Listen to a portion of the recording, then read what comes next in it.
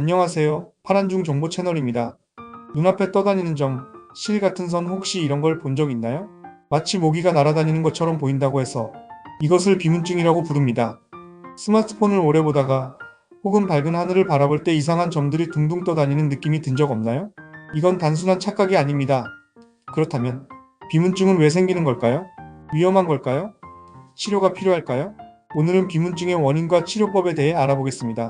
1. 비문증이란? 비문증은 눈앞에 작은 점, 선, 거미줄 같은 그림자가 떠다니는 증상을 말해요. 특히 밝은 배경을 볼 때 더 잘 보입니다. 그런데 중요한 사실, 이 떠다니는 것들은 실제로 눈밖에 있는 게 아니라 눈 속에서 생기는 현상입니다. 즉, 존재하는 물체가 아니라 눈 안에서 투명한 유리체가 변화하면서 생기는 그림자인 거죠. 그렇다면 이 비문증은 왜 생길까요? 2. 비문증의 원인. 비문증의 가장 흔한 원인은 노화에 따른 눈 속 변화입니다. 특히 유리체가 변하면서 떠다니는 부유물이 생기는 것이 주된 원인이죠. 비문증이 생기는 이유. 유리체 변화, 노화로 인한 변성. 나이가 들면서 유리체가 점점 수축하고 변성됨. 이 과정에서 작은 덩어리나 섬유질이 엉켜 떠다니면서 비문증이 발생. 유리체 박리. 유리체가 망막에서 분리되는 과정에서 비문증이 나타날 수 있음. 보통 자연스러운 노화 과정이지만 망막을 당기면 위험할 수도 있음. 망막 이상, 심각한 경우. 망막 박리, 유리체가 망막을 강하게 당기면 찢어질 수 있음. 망막 출혈, 당뇨병성 망막병증, 고혈압 등으로 출혈이 생기면 비문증 발생 가능. 염증, 포도막염, 눈 속에 염증이 생기면 비문증이 심해질 수 있음. 그렇다면 비문증은 치료가 필요할까요? 3. 비문증은 위험한가? 치료가 필요할까?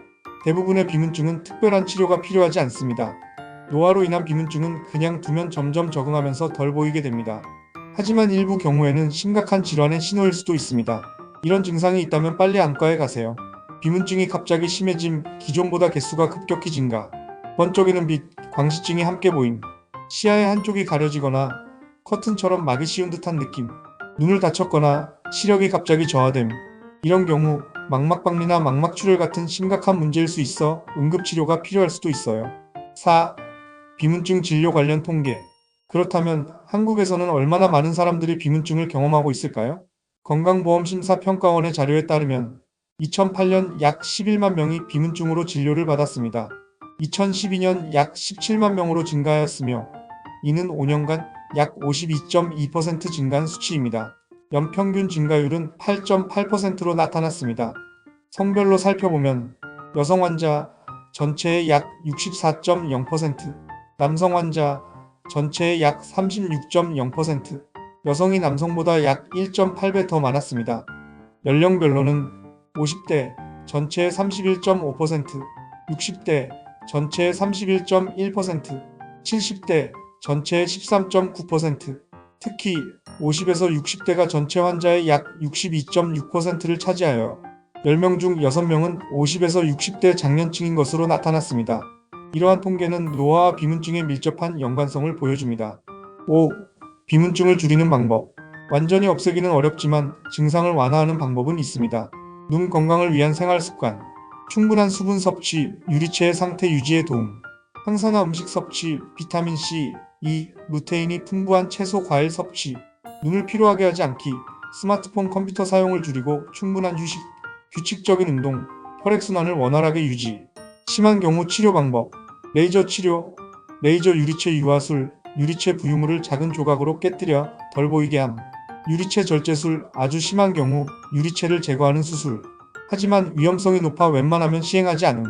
결론. 오늘은 비문증의 원인과 치료법에 대해 알아봤습니다.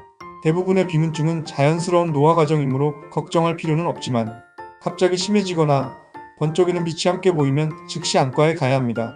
눈 건강을 위한 좋은 생활 습관을 유지하면 증상을 완화하는 데 도움이 될 수 있습니다. 오늘 영상이 유익했다면 좋아요와 구독, 알림 설정 부탁드립니다. 다음에도 더 흥미로운 건강 이야기로 찾아오겠습니다. 감사합니다. 다음 영상에서 만나요.